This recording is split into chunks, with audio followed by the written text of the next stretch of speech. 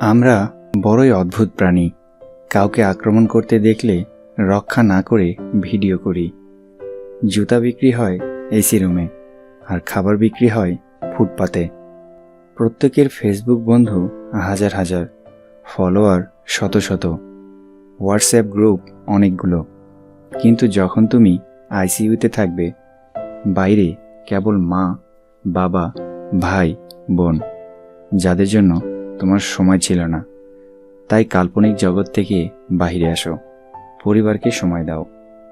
পরিবার থেকে বড় কোনো সম্পত্তি নেই, বাবার থেকে বড় কোনো পরামর্শদাতা নেই, মায়ের থেকে বড় কোনো জগতে কেউ নেই, ভাইয়ের থেকে ভালো কোনো ভাগিদার নেই, বোনের থেকে বড় কোনো শুভচিন্তক নেই, স্ত্রী থেকে বড় কোনো বন্ধু নেই।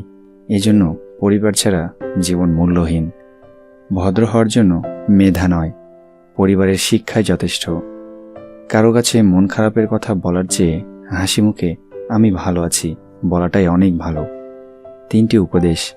কারো মনের এত গভীরে প্রবেশ করো না যেখান থেকে সে বের করে দিলে তুমি আশ্রয়হীন হয়ে পড়বে।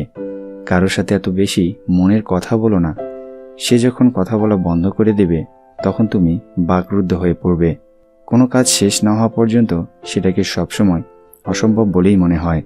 রূপের ঝলক দিয়ে কি হবে যদি চরিত্র ঠিক না থাকে?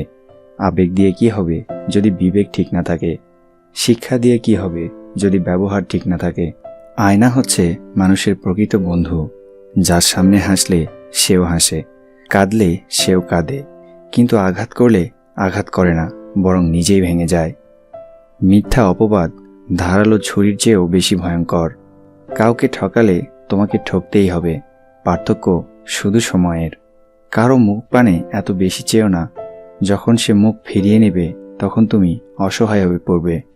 আমরা সবসময় ভাবি আমাদের স্মৃতিশক্তি খুবই দুর্বল, কিন্তু যখন আমরা কাউকে ভুলতে চেষ্টা করি তখন বুঝতে পারি আমাদের স্মৃতিশক্তি কতটা শক্তিশালী।